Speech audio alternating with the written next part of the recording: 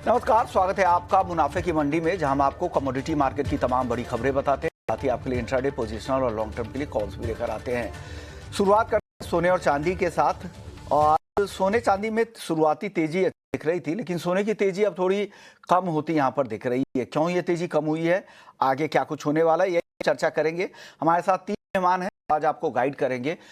नवनीत दमानी है मोतीलाल ओसवाल से, साथ ही दिनेश सोमानी है प्रो इंटेलीट्रेड सर्विसेज से, और नितिन केडिया हैं केडिया फिनकॉर्प से, और एआईजेजेएफ के नेशनल सेक्रेटरी भी हैं। आप तीनों मेहमानों का बहुत बहुत शुक्रिया। सबसे पहले दिनेश जी, आपसे शुरुआत कर लेते हैं। गोल्ड को लेकर गोल्ड की शुरुआती तेजी गायब होती अब दिख रही है। हालांकि ये लगातार हमने सोने में तेजी देखा था। क्या तेजी पूरी हो चुकी है इस लेग की, या बची हुई है? ट्रेड करने वालों के लिए क्या सलाह देंगे? जी बिल्कुल विश्व मोहन जी, 1,32,000 के बाद में एक बड़ा करेक्टिव फेज देखने मिला है। जो नीचे में करीब करीब 1,17,500 का लेवल आया है, वहां से हमने पुल बैक रैली आते हुए देखिए 1,25,000 के आसपास के लेवल्स। आज शुरुआती दौर में थोड़ा सा मुनाफा वसूली मुझे दिख रहा है, लेकिन फंडामेंटल फैक्टर अगर हम सारे देखें कि जॉबलेस जो क्लेम्स है वो निरंतर बढ़ते जा रहे हैं। अक्टूबर में बहुत ज्यादा जॉबलेस क्लेम्स दाखिल हुए हैं। उसके साथ साथ जो कंज्यूमर सेंटिमेंट है ये लोवेस्ट लेवल पर चल रहा है, 3.5 साल के लोएस्ट लेवल पे कर रहा है।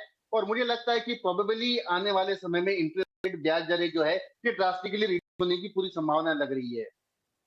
तो कुल मिला के जो ओवरऑल सिनेरियो बन रहा है गोल्ड के लिए तेजी का ही साबित हो रहा है। आई थिंक गोल्ड अराउंड 1,23,500 के आसपास खरीदारी करनी चाहिए। ऊपर में 1,24,050, 1,24,500 के अपसाइड टारगेट देखने मिल सकते हैं, और 1,23,000 का स्टॉप लॉस मेंटेन कर सकते हैं। यहाँ से 100-150 रुपया अगर डिप मिलता है तो गोल्ड में बाइंग का अवसर मिलना चाहिए। ओके, तो डिप मिले खरीदारी करें, वापस से 1,24,500 तक भाव जाएगा, ये सलाह यहाँ पर दिनेश जी की तरफ से है। नितिन केडिया जी भी है। नितिन जी, आप बताइए गोल्ड को लेकर आपकी क्या राय? अच्छी तेजी बनी थी, वापस से मोमेंटम दिख रहा है गोल्ड के मार्केट में। क्या ये मोमेंटम बरकरार रहेगा, और आगे कौन से लेवल्स आप देख रहे हैं गोल्ड में, और उसका टाइम फ्रेम भी बता दीजिएगा सर। नमस्कार विष्णुपत जी। नमस्कार। देखिए, आप हमसे जब बात करते हैं तो टाइम फ्रेम के साथ बात करते हैं। नहीं सर, आप रेगुलर इंट्राडे नहीं कराते हैं, पोजिशनली और लॉन्ग टर्म भी आपका नजरिया है, और ये प्योर टेक्निकल नजरिया देते हैं दिनेश जी, इसलिए उनसे टाइम फ्रेम नहीं पूछा। लोग मानकर चलते कि वो आज के लिए दे रहे होंगे, नहीं तो इस हफ्ते के लिए दे रहे होंगे, 1-2 दिनों के लिए, और आपका पता नहीं, हो सकता 31 दिसंबर तक का भी कोई राय आ जाए। जी जी जी। विष्णुपत जी, कल यूएस ने शटडाउन क्लोज दिया, और ये काफी माना जा रहा था कि शटडाउन जैसे ही क्लोज होगा वैसे ही जो है गोल्ड में एक मंदी आएगी। अब लोग काफी परेशान है कि ये मंदी क्यों नहीं आई। लोगों ने उस न्यूज के साथ भी शॉर्ट किया था। तो उसका कारण क्या हुआ है कि कल एक बहुत बड़े फंड ने एक रिपोर्ट दी है कि जो कन्फर्म पेरोल डेटा आएगा उसमें यह आ सकता है कि 50,000 जॉब जो है वो कम हुई। तो ये जो 50,000 जॉब्स कम होने की संभावना उन्होंने नॉन फॉर्म डेटा के लिए दिखाई है, की वजह से हमने देखा कि गोल्ड में जो एक प्रॉफिट बुकिंग आनी चाहिए थी शटडाउन की वजह से, वो नहीं आई है। और मुझे लग रहा है जो बुलिश मार्केट होता है विश्वनाथ जी, उसमें जितनी भी बैड न्यूज होती है जो प्राइस को नीचे ला सकती है वो सभी डिस्काउंटेड हो जाती हैं। तो मैं भी सोमानी जी की बात से इत्तेफाक रखता हूँ। मेरा मानना है कि आज जो सेकेंड हाफ होगा वहां पर अगर गोल्ड हमको जिस भी लेवल पे मिलता है वहां पे भी हम बाय कर सकते हैं, और डिप्स पे 4080 तक हम इसको बाय कर सकते हैं। स्टॉप लॉस 4050 के नीचे लगा के चलते हैं।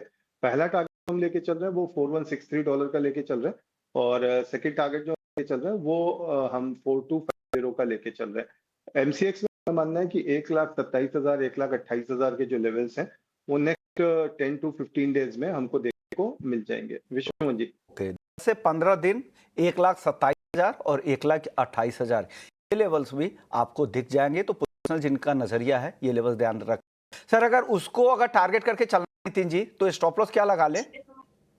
जैसा मैंने बताया 4,050 का स्टॉप लॉस लगा सकते हैं, और एमसीएक्स के अंदर बात चूंकि रूपी डॉलर बहुत एक इंपॉर्टेंट रोल प्ले करता है, तो 1,20,000 1,20,500 के लेवल्स के आसपास है वो स्टॉप लॉस लगा के भी काम कर सकते हैं। गोल्ड को आ गई है। नवनीत जी भी है हमारे साथ मोतीलाल ओसवाल से। सर, पिछले 1-2 हफ्तों से आपने कोई रिपोर्ट नहीं भेजा, रिपोर्ट बनाना कम कर दिया आप लोगों ने क्या इस हफ्ते?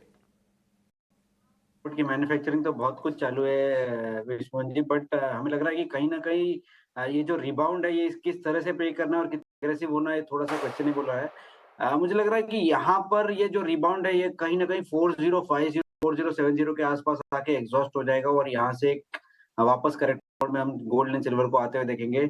तो मेरे पहले दोनों ही सहयोगियों ने थोड़ा तेजी का रुख बताया था, बट मेरा थोड़ा सा काउंटर व्यू है। मुझे लग रहा है कि 3950 तक का लेवल हम अगले कुछ दिनों में देख पाएंगे।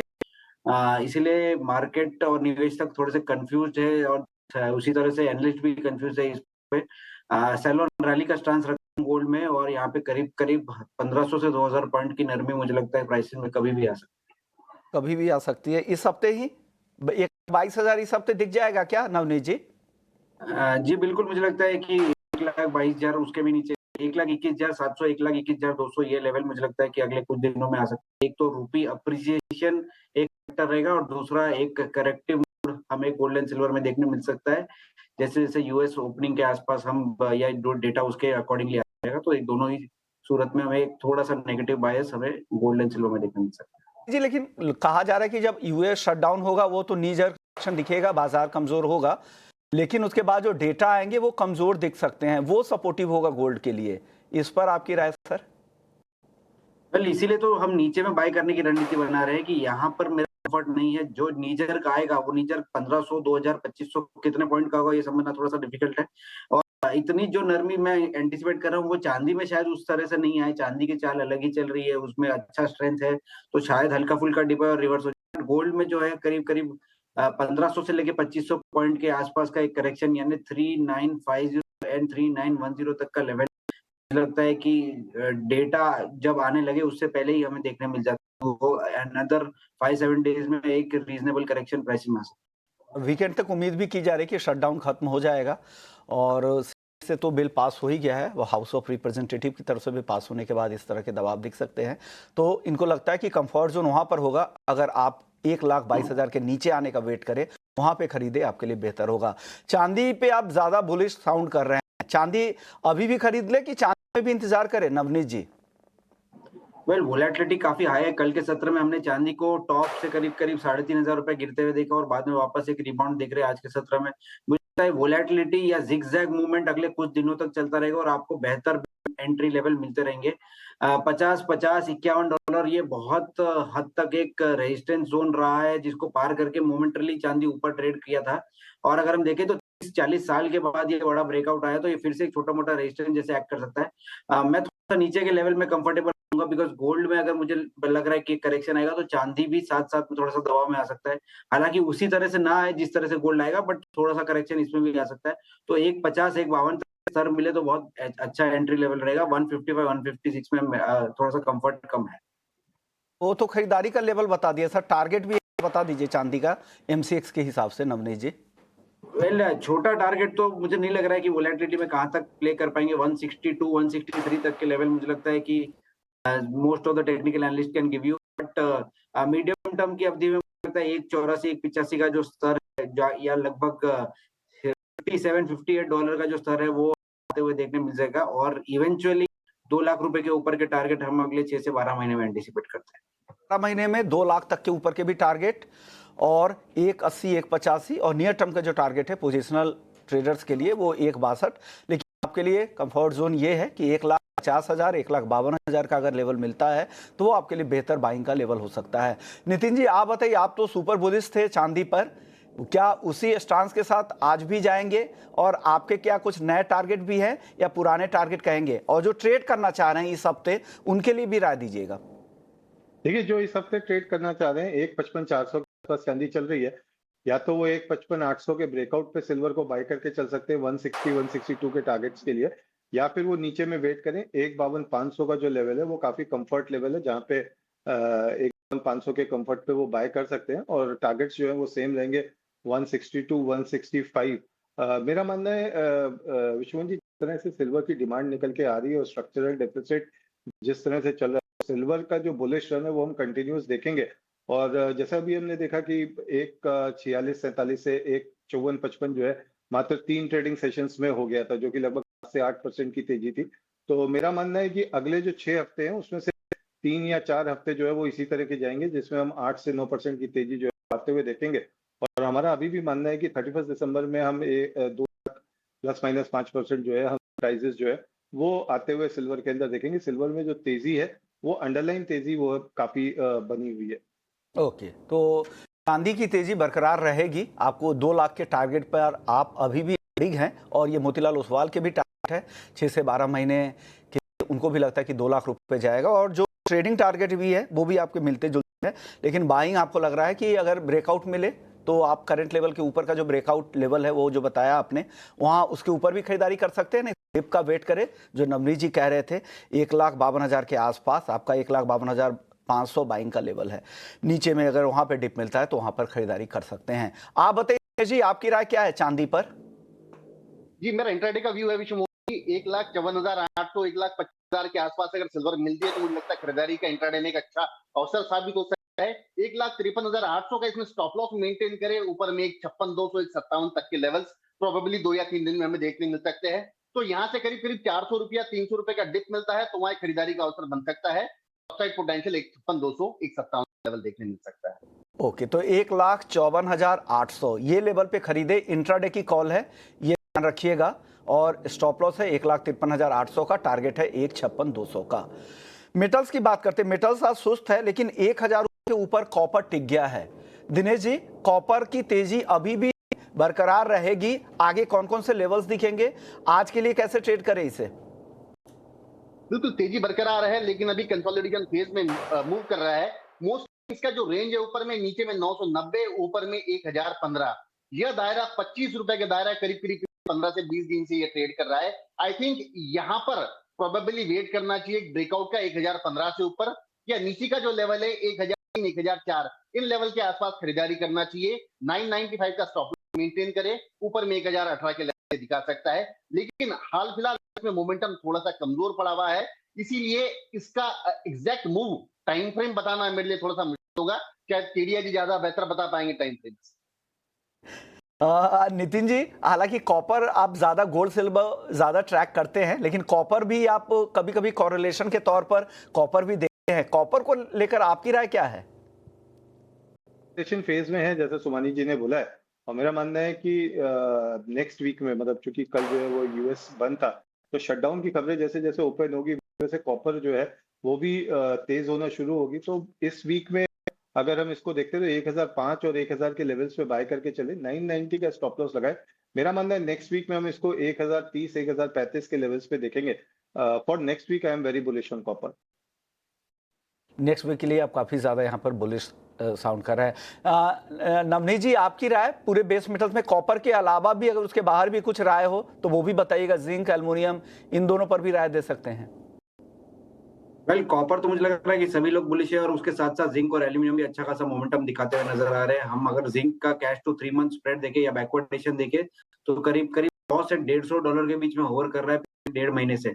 तो ये इंडिकेट कर रहा है कि मार्केट में कहीं ना कहीं डिलीवरी की शॉर्टेज है या डिमांड बहुत स्ट्रॉन्ग है। दोनों ही पैरामीटर्स पे जिंक का चाल जो तेजी का हो सकता है। उसके साथ साथ एक इंटरेस्टिंग चीज है कि कॉपर के साथ बेस मेटल कॉम्प्लेक्स भी जनरली एक साथ में ही ड्रैग होता है, और जिंक के फंडामेंटल काफी हद तक लास्ट 2 महीने में बहुत चेंज होते हुए और स्ट्रॉन्ग होते हुए नजर आए। तो बायस थोड़ा पॉजिटिव साइड पे $3,250 का टारगेट हम अपसाइड पे देख सकते हैं। एंड डोमेस्टिक स्तरों में बात करूं तो 325 तक का भी लेवल आते हुए देख सकता है। पोजिशनल कॉल है 300 से लेकर 298 के आसपास बाय करें, 292 का स्टॉप लगाइए, और करीब करीब 10 से 12% का अपसाइड देखने मिल सकता है। जिंक में यहाँ से 10 से 12% का अपसाइड इनको लग रहा है। एक काउंटर है जो जैसे जैसे विंटर की तरफ जा रहा है, तेजी बढ़ती जा रही है। 400 के ऊपर बहुत ही तेजी से स्विफ्टली ये गया है नेचुरल गैस का। नवनीत जी, एनजी को लेकर क्या राय है? वेल, हम बहुत ओवरटली पॉजिटिव है एनजी के ऊपर, और मुझे लग रहा है कि यहाँ पर जो मोमेंटम है वो रुकने का नाम नहीं लेगा, और ये सेशन में ही 420 430 के आसपास हम नेचुरल गैस देख पाएंगे ये एक्सपायरी के। तो मोमेंटम स्ट्रांग है, पॉजिटिव है। ठंड के जो नंबर्स आ रहे हैं वो बढ़ते हुए नजर आ रहे हैं, और 3 से 4 डिग्री के आसपास का फॉल एक्सपेक्टेड है अगले एक हफ्ते के अंदर यूएस में, जिसकी वजह से डिमांड काफी हद तक स्ट्रांग होते हुए नजर आएगी। तो ओवरऑल बायस पॉजिटिव है, मोमेंटम भी स्ट्रांग है, और करीब करीब 7-8% का अपसाइड यहाँ से भी देखने मिल सकता है। यहाँ से 7-8% का की और तेजी दिख रही है, यानी करीब 30-35 रुपए की तेजी और यहाँ से दिखती है। आप बताइए दिनेश जी, आपकी राय एनजी पर और क्रूड पर दें अपनी राय आप। जी बिल्कुल, इस काउंटर ने बहुत ज्यादा रिकवरी दी है। 340 के स्तर से सीधा ये 405 का लेवल, मतलब करीब करीब 20-22% की तेजी नेचुरल गैस में हमने आते हुए देखी है। आई थिंक ये मोमेंटम और भी बरकरार रह सकता है। 397 397 50 अराउंड नेचुरल इंट्राडे अगर डिप मिलता है तो खरीदारी का एक अच्छा अवसर साबित हो सकता है। 417 का अपसाइड पोटेंशियल हमें देखने मिल सकता है प्रोबेबली 4 से 5 दिन के भीतर, और 388 का इसमें स्ट्रिक्टली स्टॉप लॉस मेंटेन करना चाहिए। और अगर क्रूड की अगर मैं बात करूं तो क्रूड ने एक थोड़ा सा मोमेंटम कल हमें देखने मिला है। ऊपर में जो एक बहुत बड़ा रेजिस्टेंस था 5375 वो इसने ब्रीच किया है। आई थिंक यहां पर अगर दोबारा रिटेस्ट करने आता है तो 5375 लेवल क्रूड का एक अच्छा अवसर रहेगा बाय करेगा। ऊपर में 5460 का टारगेट और डाउनसाइड 5320 का इसमें स्टॉप लॉस मेंटेन कर सकते हैं। और भी ऑप्शन के जरिए इसमें अगर ट्रेड करना चाहता है तो आई थिंक 5350 की जो कॉल है वो 90 रुपए के आसपास बाय करना चाहिए, 65 रुपए की स्टॉप लॉस मेंटेन करके ऊपर में 140 का टारगेट किया जा सकता है। 50 के strike in the money call भी आप खरीद सकते हैं, नहीं तो यहां से डिप आने दे 20 रुपए की, फिर आप क्रूड खरीदे फ्यूचर्स में 5450 का टारगेट है। नितिन जी, आप कुछ कहना चाह रहे थे? विश्वनाथ जी, आप नेचुरल गैस की बात कर रहे थे, तो जैसा अभी दोनों सहयोगी ने बोला कि काफी तेजी है नेचुरल गैस में। मैं पिछले 10 साल से देख रहा हूँ, ये जो नवंबर दिसंबर का सीजन होता है ये काफी पीक डिमांड का सीजन होता है यूएस से और यूरोपियन कंट्रीज से, जिसकी वजह से ये तेजी आती है। और ये तेजी हमें हमेशा दिखती है बैकवर्डेशन में। तो अगर आप दिसंबर, जनवरी और फरवरी के एमसीएक्स में नेचुरल गैस के कॉन्ट्रैक्ट देखेंगे तो वो ऑलरेडी बैकवर्डेशन में आ गए। दिसंबर टू जनवरी लगभग 30 रुपए का है और जनवरी टू फरवरी 40 रुपए का बैकवर्डेशन चल रहा है। जब तक ये बैकवर्डेशन 100 से 120 रुपए का नहीं हो जाता तब तक नेचुरल गैस को हम बाय करके सकते हो। और मेरा मानना है नेचुरल गैस जो जनवरी फरवरी के लेवल है वो 500 520 तक भी दिखा सकता है। और इसमें ट्रेडर्स को एक बात की ध्यान रखनी चाहिए, क्योंकि अभी सिर्फ 40 रुपए का ही बैकवर्डेशन है, वो जितना हो सके फरवरी के कॉन्ट्रैक्ट में ट्रेड करके चले, क्योंकि बैकवर्डेशन जैसे जैसे बढ़ता जाएगा तो बाय के जो ट्रेडर्स है जिन्होंने बाय करके पोजीशन रखी हुई है, जब रोल ओवर का टाइम आएगा तो उनके लिए मुश्किल ये हो जाएगी, वो रोल ओवर नहीं कर पाएंगे क्योंकि 100 से 125 रुपए का गैप हो जाएगा। नवनीत जी, सोमानी जी इसमें शायद कुछ ऐड कर सके। स्ट्रेटजी पे नजर रखें। बैकवर्डेशन उस तरह की स्थिति होती है जहां पे स्पॉट प्राइस किसी भी एसेट का फ्यूचर प्राइसेस से ज्यादा हो जाते हैं, तो वो प्रीमियम डिस्काउंट उस हिसाब से कर आप ट्रेड करके इसमें फायदा बना सकते हैं। नवनीत जी, छोटा जवाब एक क्रूड पर दे दीजिए, क्रूड पर आपकी राय नहीं ले पाया था। एक ठीक रिबाउंड हमने क्रूड प्राइस में आते हुए देखा और $61-62 के आसपास हमने टाइम इसको एक थोड़ा सा पॉज लेते हुए देखा है। नेक्स्ट राउंड ऑफ तेजी मुझे लगता है कि ओपनिंग ऑफ यूएस इकोनॉमी के साथ में ही आएगी और जो कि करीब प्राइसेस को 5550 5600 तक भी ले जाएगी। ओवरऑल बायस पॉजिटिव है, बाय ऑन डिप्स की स्ट्रेटजी रखनी चाहिए, बट करीब 50-75 पॉइंट नीचे आए तो बेहतर विकल्प रहेगा बाय करने के। शुक्रिया नवनीत जी आपका, नितिन जी आपका, आपने वक्त निकाला और हमारे दर्शकों को एग्री मार्केट पर पूरी तरह से गाइड किया। ब्रेक के बाद हम एग्री मार्केट की बात करेंगे। दिनेश जी तो हमारे साथ बने ही रहेंगे, आगे हमारे साथ जयदत्त होलकर होंगे लासलगांव मंडी से, उनसे समझेंगे कि प्याज किसानों की नई मांग क्या है, क्या वो मांग जायज है या वो मांग पूरी हो पाएगी, चर्चा होगी। प्याज किसानों की मांग तेज हो गई कि एमएसपी उन्हें दिया जाए, क्योंकि पिछले 3 साल से प्याज किसानों की स्थिति अच्छी नहीं है, दाम एक तो कम है और उनकी कॉस्ट लगातार बढ़ती जा रही है। इसी पे बात करते हैं। हमारे साथ जयदत्त होलकर साहब हैं, डायरेक्टर है लासलगांव मंडी से और एपीएमसी वाशी के भी डायरेक्टर है। जयदत्त सर, क्या हो रहा है सर, प्याज किसानों की डिमांड क्या है और एमएसपी क्या मिल पाएगी, उनकी डिमांड पूरी हो पाएगी? मांग तो बहुत सारी है, बहुत सालों से है कि जब ये प्याज के जो सवाल तैयार हो रहे तब से किसान अपनी मांग रख रहा है कि इस प्याज को तो भी अच्छे दाम यहाँ पे मिलना चाहिए, अच्छा निर्यात यहाँ पे होना चाहिए। लेकिन उस तरफ कुछ कदम गवर्नमेंट की ओर से उठाए हुए अभी तक तो दिखाई नहीं दे रहे। बहुत सारे आंदोलन हुए, बहुत सारे मोर्चे तक यहाँ तक हुए, लेकिन अभी तक उसका कुछ दाम तय नहीं सरकार कर पा रही है। किसानों की यही मांग है, कुछ हमी भाव, एक फिक्स प्राइस इस प्याज को मिलना चाहिए, ताकि जो किसान का जो लागत है उसमें से निकाल के थोड़ा सा मुनाफा जोड़ के एक इस तरह की कुछ तो प्राइस उस पे फाइनल करनी चाहिए, किसानों की मांग है। ओके सर, मौजूदा भाव क्या है लासलगांव मंडी में, मंडियों के भाव क्या चल रहे हैं? देखिए अभी आप दाम देखिए, लगभग 10-12 रुपए किलो के दाम यहाँ पे किसानों को रेट यहाँ पे मिल रहा है, जबकि लागत उसको कम से कम 15 से 20 रुपए। देखिए रिटेल में भाव 40 रुपए है, मुंबई के रिटेल मार्केट में 40 रुपए भाव है। हाँ, हम बराबर अभी यहाँ से वो ट्रांसपोर्टिंग रिटेलर अपने व्यापारियों का मुनाफा जोड़ जाड़ के वो वहां तक वो जा रहे हैं, लेकिन यहाँ पे किसान जो दाम मिल रहे हैं वो लगभग 10-12 रुपए के आगे नहीं मिल पा रहे। उतनी तो उनकी कॉस्टिंग उसे नहीं, वो कॉस्टिंग भी नहीं निकल पा रही है। कॉस्टिंग लगभग ये मार्च में गोडाउन में रखा प्याज, उसमें वेट लॉस हुआ है, कुछ प्याज खराब हुआ है तो पूरा अगर लागत देखिए तो 15-20 रुपए किलो से आगे निकल चुका है। लेकिन बिल्कुल, मिल 10-12 रख रखाव रुपए है, ही। ट्रांसपोर्टेशन है, तमाम तरह की दिक्कतें होती है। बाकी जी। इनपुट कॉस्ट भी लगातार बढ़ते जा रहे हैं, तो उनकी डिमांड है कि एमएसपी यहाँ आए तो कुछ राहत मिले, फिक्स उनकी खरीदारी हो पाए। शुक्रिया सर, आपने वक्त निकाला। चलिए एग्री पर एक राय ले लेते हैं दिनेश जी से। दिनेश जी, ग्वार को लेकर राय जरूरी है, काफी लंबे समय से गर्मी दिख रही है, क्या कब जब खरीद लेना चाहिए, यही वक्त खरीदने का, और इंतजार करें चुपचाप के ग्वार के लिए? इसमें नरमी सर और थोड़ी सी बाकी है, स्क्रीन एकदम कमजोर सी है इसमें और निरंतर लोअर लोस क्रिएट कर रहा है। मैंने जैसे पिछले बार भी कहा कि 4450 से 4530 यह दायरा ग्वार सीड के दिसंबर कॉन्ट्रैक्ट में आना चाहिए। एक पैनिक सेलिंग जो लास्ट सेलिंग मोड रहेगा वो प्रोबेबली बनेगा और उसके बाद इसमें तेज रिकवरी संभव है। यहां से भी 100 से 125 रुपए की मंदी आएगी और उसके बाद एक तेजी की संभावना इसमें तौर से बनेगी। बट हाल फिलहाल मुझे लगता है पैनिक का इंतजार करना चाहिए और वहां बाय करना चाहिए। रही बात बाकी अन्य सर एग्री कमोडिटीज की अगर देखी जाए तो वार बाकी सब में थोड़ी सी हरियाली छाई है आज। अगर आप जीरा भी देखो तो 20,600 के ऊपर सस्टेन कर रहा है। कम होने की थोड़ी सी आशंका जताई जा रही है, स्पॉट में डिमांड बेहतर है और अराइवल 10-12 हजार बोरी होती थी ऊर्जा में, आज 7,000 बोरी के अराइवल्स है। अराइवल्स घटी और डोमेस्टिक डिमांड थोड़ी सी बड़ी, उसके चलते थोड़ी तेजी हमें देखने मिली है। धनिया जो है स्ट्रॉन्ग काउंटर इमर्ज होके आ रहा है।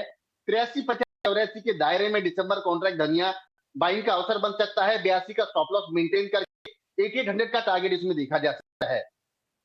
हल्दी एक स्ट्रक हो चुकी है 15,100 15,200 दायरे में, पर इस लेवल पर मुझे लगता है कि खरीदारी निकल कर आ रही है और प्रोबेबली नेक्स्ट वीक तक हम इसमें 16 का लेवल भी पार करते हुए देख रहे हैं।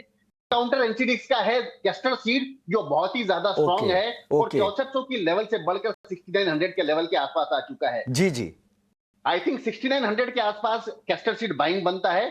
7040 का टारगेट, 6840 का स्टॉप लॉस। ओके, तो लेवल्स आपके स्क्रीन पर है, नोट कर ले। शुक्रिया दिनेश जी, वक्त कम था लेकिन आपने पूरी राय दे दी एग्री मार्केट पर।